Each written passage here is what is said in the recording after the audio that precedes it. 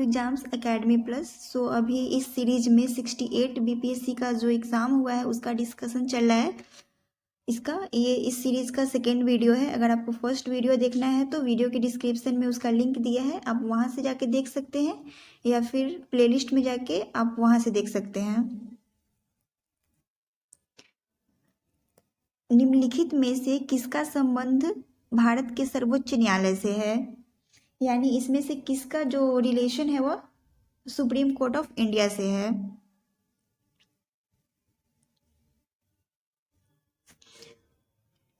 Collegium प्रणाली इसका भी है। अपीलीय अधिकार क्षेत्र इसका भी है। मूल अधिकार क्षेत्र इसका भी है। तीनों का है, इसलिए इसका जो आंसर होगा वो होगा हमारा ऑप्शन नंबर डी।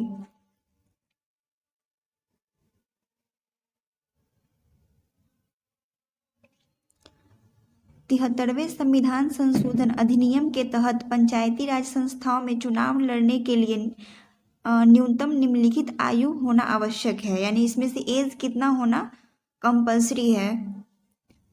इसके लिए जो एज चाहिए वो चाहिए 21 ईयर्स।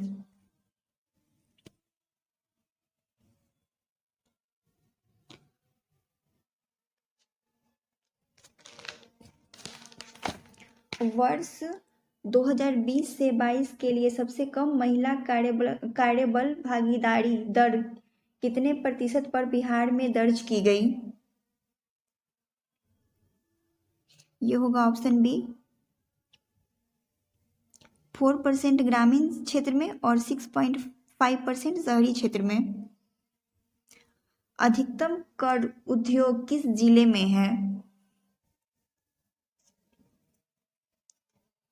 ये होगा पूर्णिया में है। ऑप्शन सी जो होगा वो हमारा करेक्ट आंसर होगा।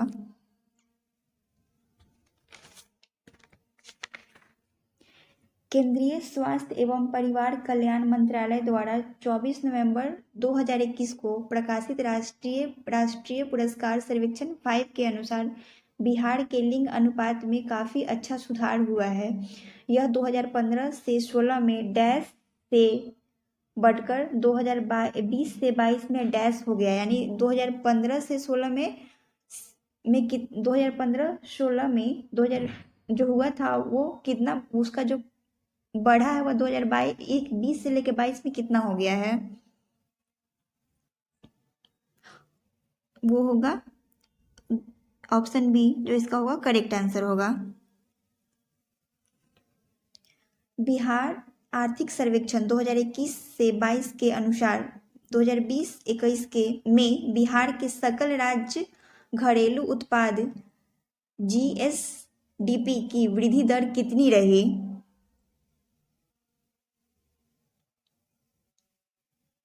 ऑप्शन ए जो होगा वो हमारा करेक्ट आंसर होगा।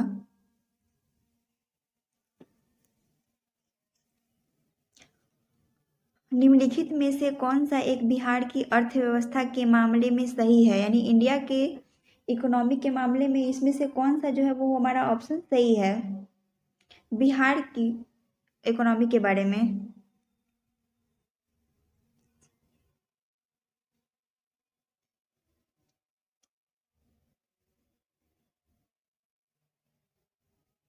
इसमें जो होगा ऑप्शन ए जो है वो है अर्थव्यवस्था का व्यावसायिक ढांचा ऊपर से स्थिर है। और ऑप्शन सी जो है बिहार में अधिकतर प्राथमिक वस्तुओं का उत्पादन होता है। इसमें से क्या ये भी सही है और ये भी सही है। ऑप्शन ए और बी, ए और सी दोनों सही है, लेकिन ऑप्शन ए और सी में एक कंट्राडिक्शन है। अब इसको हम लोग बीपीएससी पे छोड़ देते हैं, वो कौन सा ऑप्शन इसका लेता है। 56 SEZ अधिनियम 2005 के उद्देश्य क्या है?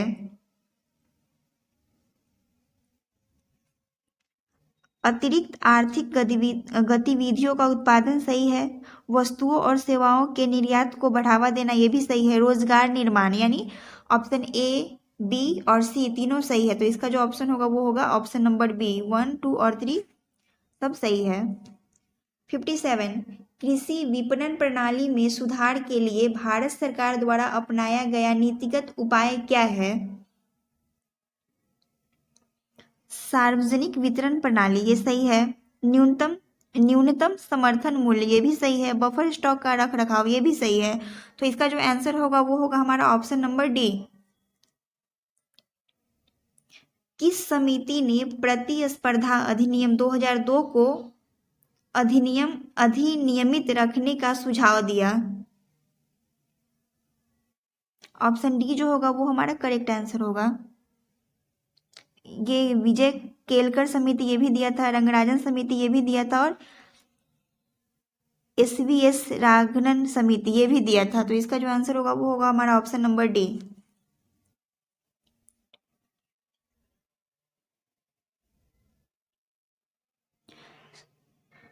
सूची 1 को सूची 2 से सुमेलित कीजिए।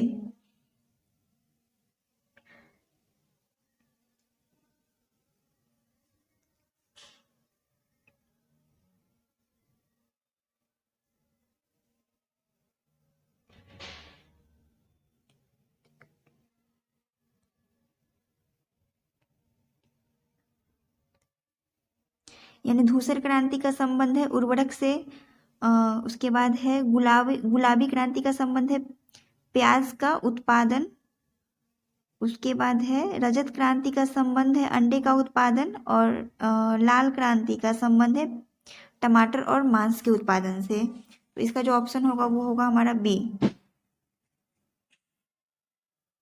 निम्नलिखित में से कौन सी पंचवर्षीय योजना मानव संसाधन विकास पर केंद्रित थी? मानव संसाधन विकास पर 7th 5 ईयर प्लान जो था, 7th 5 ईयर प्लान वो क्या था, केंद्रित था। 7th 5 year plan.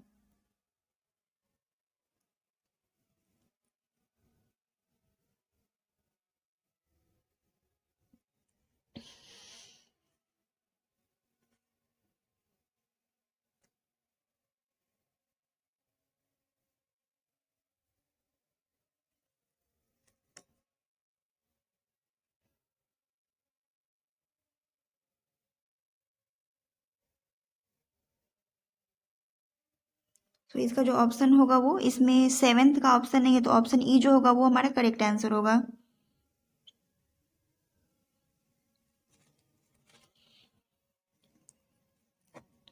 भारत के निम्नलिखित में से किस राज्य ने अप्रैल से सितंबर 2022 के दौरान उच्चतम प्रत्यक्ष विदेशी निवेश एफडीआई इक्विटी के रूप में प्राप्त किया? यानी इसमें टाइम दिया हुआ है अप्रैल से लेकर सितंबर तक के बीच में, सितंबर तक के बीच में टाइमिंग दिया हुआ है। तो इसका जो आंसर होगा वो होगा हमारा ऑप्शन नंबर बी, कर्नाटक। किस बजट में वित्त मंत्री ने उदारीकृत विनिमय दर प्रबंधन प्रणाली की घोषणा की? यूनियन बजट 1992 से 1993। पंचवर्षीय योजना के उद्देश्य निम्नलिखित में से कौन से थे? उसका उद्देश्य जो था वो विकास था, सही है। आधुनिकीकरण ये भी सही है। आत्मनिर्भरता ये भी सही है, लेकिन साहित्य जो है वो इसका उद्देश्य नहीं था। तो इसका आंसर होगा ऑप्शन नंबर ई। 1, 2 और 3 सब में है, 4 नहीं होगा, तो 4 ए में, बी में, सी सब में है। तो इसका जो आंसर होगा वो होगा हमारा ऑप्शन नंबर ई। गरीबी रेखा को निर्धारित करने के लिए कौन सा संगठन सर्वेक्षण करता है? वह NSSO। भारत का व्यापार संतुलन माल और सेवाएं दिसंबर 2022 के लिए है -11.98 अरब अमेरिकी डॉलर। नमक सत्याग्रह के दौरान बिहार के लोगों ने नमक बनाने के साथ साथ सरकार के विरुद्ध किस कर का प्रतिरोध करने का विकल्प चुना था? तो वो जो है नमक बनाने के साथ साथ चौकीदारी पे जो कर लगता था उसको, उसके लिए वह उसके विरुद्ध, उस कर पर वह विरोध किया था। तो इसमें चौकीदारी जो है वो ऑप्शन नहीं है, तो ऑप्शन जो होगा वो हमारा ई जो होगा वो हमारा करेक्ट आंसर होगा। श्री कृष्ण सिंह द्वारा गठित बिहार की निर्वाचित सरकार ने फरवरी 1938 में किस कारण से इस्तीफा दे दिया? राजनीतिक कैदियों को छोड़ने के कारण वह इस्तीफा दिया था। किसने चंपारण सत्याग्रह के दौरान बिहार में गांधी जी की जान बचाई थी? ऑप्शन बी जो होगा वह बत्तख मियाँ जो है वो गांधी जी का जान बचाया था। असहयोग आंदोलन के दौरान किसने बिहार में किसानों की अगुवाई की? स्वामी विद्यानंद। प्रथम बार संघर्ष के तरीकों के रूप में स्वदेशी एवं बहिष्कार किसके दौरान अपनाए गए थे? बंगाल विभाजन के लिए। ऑप्शन सी जो होगा वो हमारा करेक्ट आंसर होगा। 1906 में आयोजित भारतीय राष्ट्रीय कांग्रेस के कलकत्ता अधिवेशन में भारत के लिए स्वराज का झंडा किसके द्वारा फहराया गया था? दादा भाई नौरोजी के द्वारा फहराया गया था। स्वतंत्रता संग्राम के दौरान भारतीय राज्यों कश्मीर निजात के हैदराबाद, त्रावणकोर आदि जैसे भारतीय शासकों द्वारा शासित राज्यों में एक समानांतर आंदोलन शुरू किया गया था। उसका नाम था प्रज्ञा मंडल आंदोलन। क्वेश्चन नंबर 73, भारतीय स्वतंत्रता संग्राम के बारे में निम्नलिखित में से कौन सा कथन जो है वह सही नहीं है?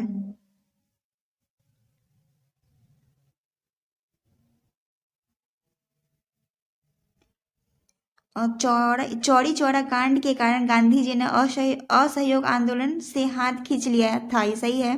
गांधी जी ने अपना पहला प्रमुख सार्वजनिक भाषण बनारस हिंदू विश्वविद्यालय में दिया था, यानी BHU में दिया था, ये भी सही है। वर्ष 1921 में महात्मा गांधी को गिरफ्तार कर लिया गया था, ये गलत है। तो इसका जो आंसर होगा वो होगा हमारा option number A. Abul Kalam Azad के द्वारा किस पत्रिका को संपादित किया गया था? इसका जो आंसर होगा वो होगा हमारा ऑप्शन नंबर सी, अल हिलाल।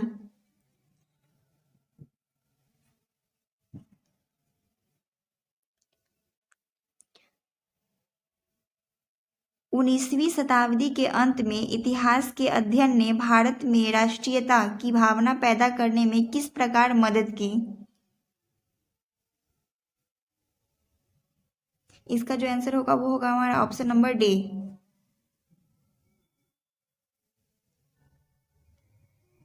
नगरों में असहयोग आंदोलन के संबंध में निम्नलिखित में से कौन सा कथन जो है वह सही नहीं है?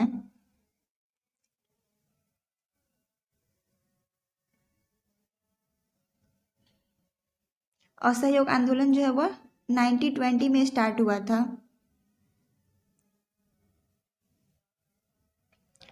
हजारों छात्रों ने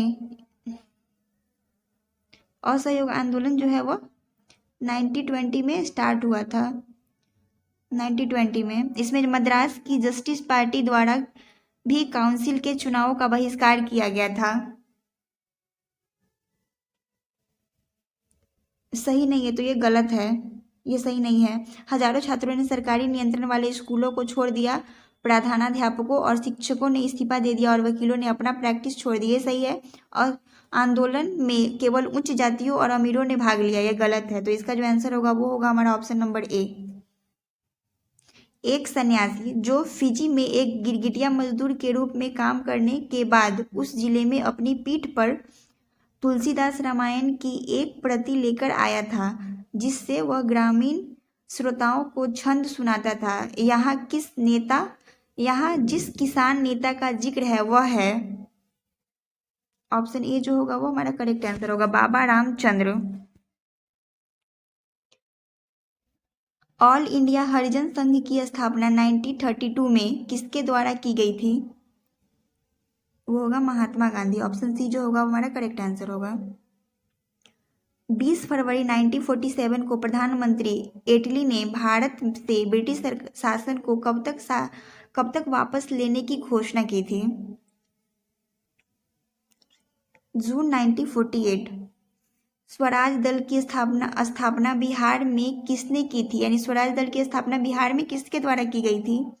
श्री कृष्ण सिंह के द्वारा की गई थी। ऑप्शन बी जो होगा वो हमारा करेक्ट आंसर होगा।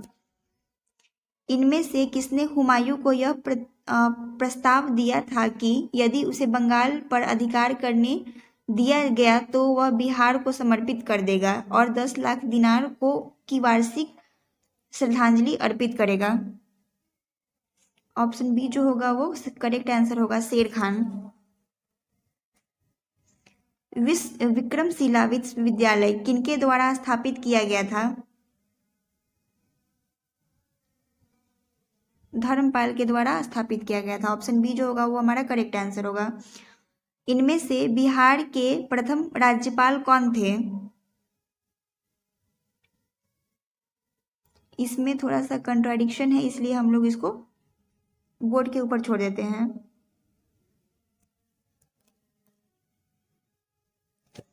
Mahatma Gandhi and Bihar some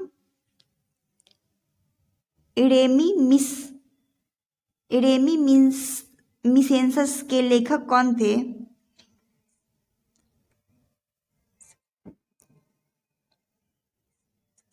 Mahatma Gandhi and Bihar some reminiscences के लेखक कौन थे?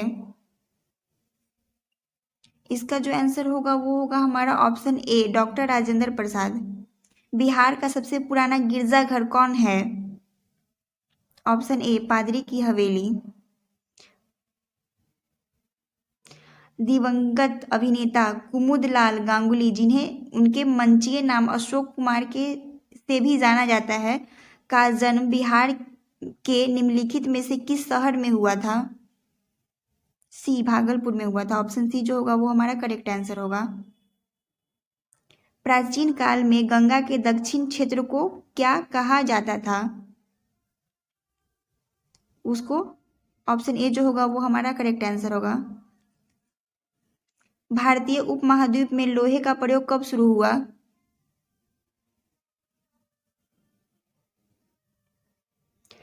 भारतीय उपमहाद्वीप में लोहे का प्रयोग कब शुरू हुआ? Question number 88।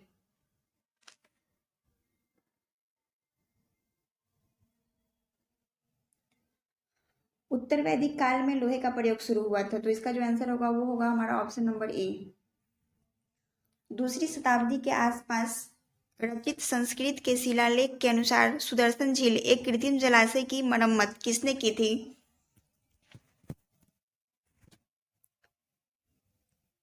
रुद्रदमन के द्वारा की गई थी। ऑप्शन सी जो होगा वो हमारा करेक्ट आंसर होगा। झांसी के पास देवगढ़ का मंदिर और इलाहाबाद के पास गढ़वा मंदिर में बनी मूर्तियां किस कला के महत्वपूर्ण अवशेष हैं? ऑप्शन बी जो होगा वो हमारा करेक्ट आंसर होगा, गुप्त कला। निम्नलिखित में से किस युद्ध में मुख्य विरोधियों का सही उल्लेख नहीं किया गया है? हल्दी घाटी का युद्ध, ये हुआ था महाराणा प्रताप और अकबर के बीच में, ये सही है। पानीपत का फर्स्ट वार ऑफ पानीपत, ये हुआ था बाबर और इब्राहिम लोदी के बीच में, ये भी सही है। पानीपत का सेकेंड युद्ध जो हुआ था वह टीपू सुल्तान और मराठा के बीच में हुआ था, ये सही नहीं है। तो इसका जो आंसर होगा वो होगा हमारा option number C.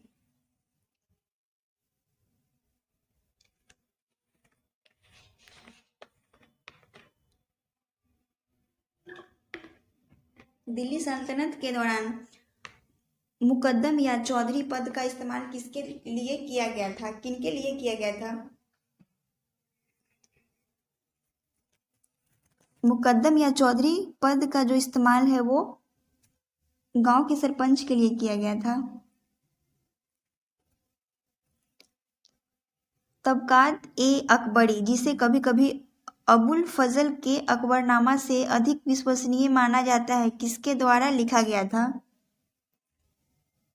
Option B जो होगा वो हमारा करेक्ट आंसर होगा।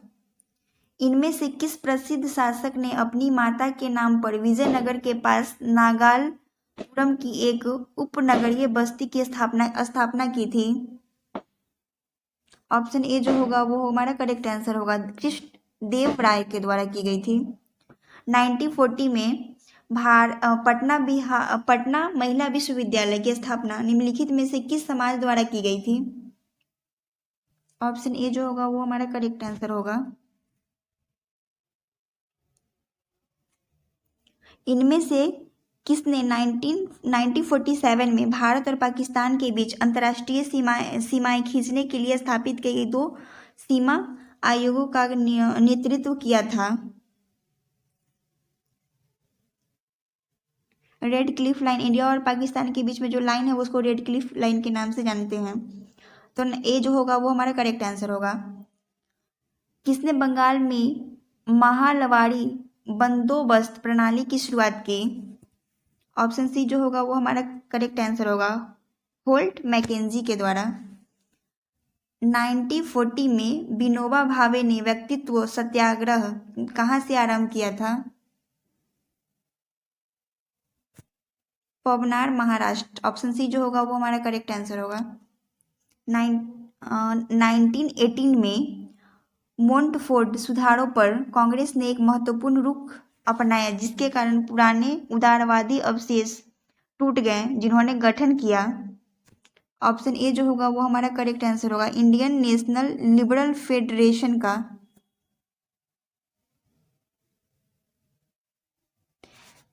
कैबिनेट मिशन निम्नलिखित में से किसके लिए भारत भेजा गया था? सत्ता के हस्तांतरण के लिए एक संवैधानिक व्यवस्था तैयार करने के लिए वह इंडिया भेजा गया था। तो ऑप्शन सी जो होगा वो हमारा करेक्ट आंसर होगा। तो मिलते हैं फिर कल के सेशन में। कल इस सेशन का थर्ड पार्ट आएगा और कल इस सीरीज का वो लास्ट वीडियो होगा। उसके बाद फिर हम लोग फिजिक्स का जो भी सीरीज चल रहा है घटना चक्र का उसको कंटिन्यू करेंगे। अगर आपको वीडियो पसंद आता है तो वीडियो को लाइक करें और हमारे चैनल को सब्सक्राइब करें।